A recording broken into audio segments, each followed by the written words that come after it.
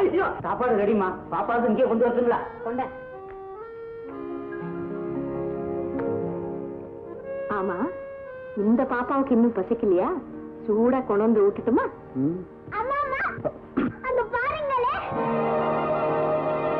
ரொம்ப நல்லா இருக்குது சார். என்ன மேம் சட்டை மாட்டிட்டு டான்ஸ் ஆடுறேன்? ஒண்ணும் இல்லைங்க, காத்து பலமா அடிக்குது பாருங்க. கொடை மாதிரி மேல தூக்கிட்டு போயிடுச்சுன்னா என்ன பண்றது? ரிக்ஷாக்காரம்மா. யோ, உன் தொழில கேட்கல மேம், பேரை கேட்கறான். பெத்தவங்க வச்ச பேரு பாபு, மத்தவங்க என்ன கூப்பிடுற பேர் ரிக்ஷாக்காரன். நீங்க ரிக்ஷாக்காரனே கூப்பிடுங்க. ஏங்க உங்க பேர் என்ன? அம்மு. அழகான பேர். வா, நீ பள்ளிக்கூடத்துக்கு போறீங்களா?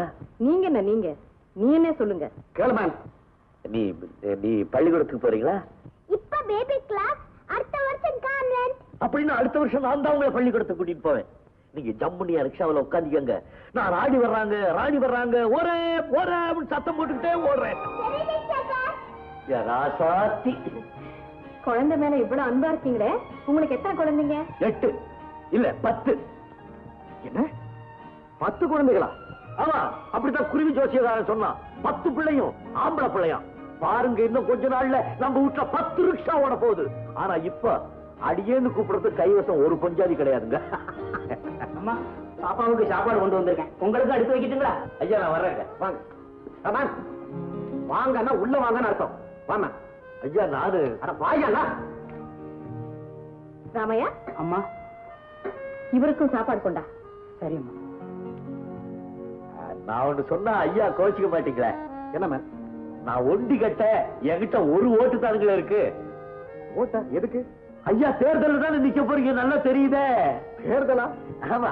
உங்களை மாதிரி ஆளுங்கள்லாம் ஏழைங்க மேல கருணை காட்டினா ஒண்ணு நீங்க தேர்தல்ல நிக்கணும், இல்ல உங்களுக்கு பைத்தியம் பிடிச்சிருக்கணும். ஐயா எப்படி? இந்தாப்பா, நான் 5 வருஷத்துக்கு ஒரு முறை சோசியலிசம் பேசுறவல்ல, ஆரம்பத்திலேயே சோசியலிஸ்ட் இருக்கு கொடுக்கறேன், இல்லன்னா பாத்துக்கோமே. ஐயா, வெளியில போய் உட்காரு, இலைய போடுறேன். ஆமையா, இலைய எங்கே போடு? இங்கீங்களா? ஆமாமா. ஐயா வேண்டாங்க, உட்காரியா. இல்லைங்க, நான் வெளியில போய் சாப்பிடுறேன். உட்காருங்க. கொண்டா, நீ போய் உன் வேலையை பாரு, அவருக்கு நான் பரிமாறேன். அப்பா, நானும் இங்கே உட்கார்ந்து சாப்பிடட்டா? சாப்பிடமா? சரி.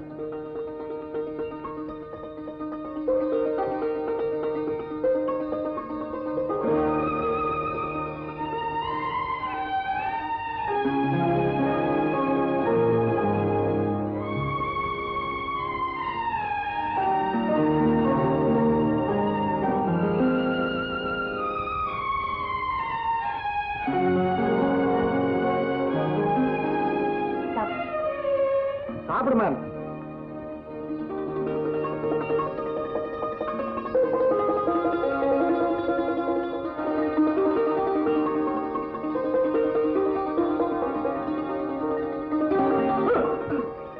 ஐயா, தெரியாம குழந்தைய இலையில எடுத்து வச்சுக்க, மன்னிச்சிடுங்க.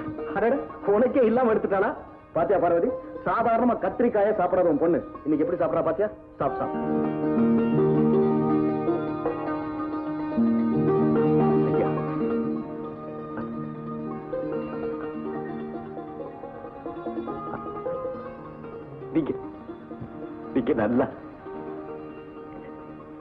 நீங்க நல்லா